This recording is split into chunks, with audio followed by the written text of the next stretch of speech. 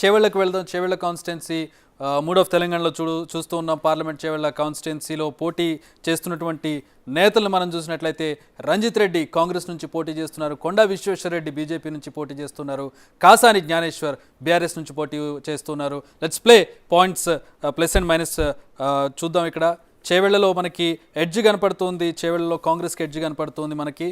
Sir plus and minus అంటే నిజానికి కూడా ఏంటంటే మొదట్లో చూసినప్పుడు విశ్వేశ్వరరెడ్డి ఎక్కడో ఉన్నాడు.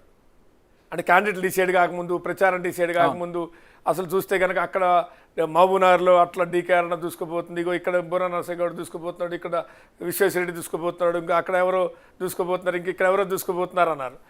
వన్స్ క్యాండిడేట్ డిసైడ్ అయిన తర్వాత, ప్రచారం స్టార్ట్ అయిన తర్వాత, ముఖ్యమంత్రి పర్యటనలు సరే వాళ్ళ పార్టీ నాయకులు ప్రచారం ఉంటుంది, వీళ్ళ పార్టీ నాయకులు ప్రచారం, అన్ని పార్టీలు ఉంటాయి. కానీ వన్స్ పార్టీ ప్రచారము అక్కడ ఉన్నటువంటి ఏమేమి ఫ్యాక్టర్స్ పనిచేస్తాయి, ఇగో రైతు బంధు ఆగస్టు 15 లోపల నేను 2 లక్షల రుణమాఫీ చేస్తాను, దాని ఇంపాక్ట్ ఏముంటుంది. ఇగో లేదు పలానా రైతు భరోసా నిన్నటిదాకా పడలేదు, ఇవాళ రైతు భరోసా పడిపోయింది, 99% రైతు భరోసా పడిపోయింది, దాని ఇంపాక్ట్ ఎట్లుంటుంది, లేదు ఇంకొక ఇంపాక్ట్ ఎట్లుంటుంది. కాబట్టి ఇవన్నీ ఉంటాయి. అంతకుముందు మాట్లాడుకున్న మాటలన్నీ అవి అయిపోతాయి వన్స్. కాబట్టి అట్లా చూసినప్పుడు విశ్వేశ్వరరెడ్డి ఓహో అని అన్నారు. కానీ వన్స్ రంజిత్ రెడ్డి రంగంలో సిట్టింగ్ ఎంపీగా ఉండి రంజిత్ రెడ్డి రంగంలో దిగి రంజిత్ రెడ్డి కాంగ్రెస్ కండవ కప్పుకొని క్యాండిడేట్ డిసైడ్ అయ్యి ప్రచారం చేయడం మొదలుపెట్టిన తర్వాత ఈక్వేషన్స్ మారిపోతాయి. ఇందాక నేను చెప్పినటువంటి ముఖ్యమంత్రి పర్యటనలు కావచ్చు, ఇతర ప్రచారాలు కావచ్చు, ప్రభుత్వ పథకాలు తీసుకుపోవడం కావచ్చు, లేదంటే కొన్ని హామీలు కావచ్చు, మళ్ళీ మా ఎంపీని గెలిపేవాడిని మేము ఇది చేస్తాం అది చేస్తాం అని చెప్పడం కావచ్చు, అధికార పార్టీకి ఉండే అడ్వాంటేజెస్ అన్నీ ముందుకు వచ్చేస్తాయి. కాబట్టి అది ఇక్కడ చేవెళ్లలో సేమ్ అదే ఫ్యాక్టర్ పనిచేసింది. డిజడ్వాంటేజ్ ఏంటంటే సరే కాంగ్రెస్ కూడా అక్కడ పరిగి ఉంది, వికారాబాద్ ఉంది, తాండూరు ఉంది, 3 చోట్ల ఉన్నారు. చేవెళ్ళ, మహేశ్వరం, రాజేంద్ర నగర్, షేర్లింగంపల్లి 4 చోట్ల బీఆర్ఎస్ ఉంది. బీజేపీ ఒక చోట కూడా లేదు.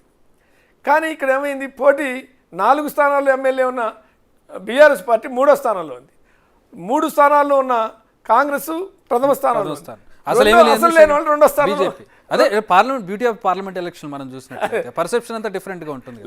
సో నెక్స్ట్ కాన్స్టిట్యున్సీ ఉన్న డిసడ్వాంటేజ్ ఏంటంటే యాటిట్యూడ్. ఆయన కూడా అంటే ఏంది అందుబాటులో ఉంటాడు, ఆయన కూడా కొంత భాషా ప్రాబ్లము, కొంత అపాయింట్మెంట్ హై ప్రొఫైల్లోగా ఎందుకు వచ్చే చక్రి అపాయింట్మెంట్ ఉందా తీసుకున్నావా, ఎందుకు వచ్చాం మరి అపాయింట్మెంట్ లేకుండా ఎందుకు వచ్చి ఇట్లా ఇవి పొలిటీషియన్స్ దగ్గరికి వచ్చే వాళ్ళ విషయంలో పనిచేయదు. ఆఫీసర్ కార్పొరేట్ కంపెనీ దగ్గర పనిచేస్తుంది కానీ పొలిటీషియన్ దగ్గర పనిచేయదు. రంజిత్ రెడ్డికి అడ్వాంటేజ్ ఏంటంటే ఒకసారి చక్రిని చూశాడంటే చక్రి భావన ఎప్పుడొచ్చా అంటాడు, పేరు పెట్టి పిలుస్తాడు. ఇది రంజిత్ రెడ్డి కొద్దిగా అడ్వాంటేజ్. లో ప్రొఫైల్ మెయింటైన్ చేయటం, ఫైనాన్షియల్గా ఇద్దరు సౌండే, ఇద్దరు గట్టిగానే ఉంటారు. కానీ పోల్ మేనేజ్మెంట్ మిషనరీ అనేటువంటిది రంజిత్ రెడ్డికి మిషనరీ ఉంది. కాబట్టి చేవేళ్లలో ఆయనకి సొంత మిషనరీ తప్ప పార్టీ మిషనరీ లేదు. కొద్దిగా ఆ డిసడ్వాంటేజ్ ఉండటం వల్ల రంజిత్ రెడ్డి కొద్దిగా అడ్వాంటేజ్ కనపడుతుంది.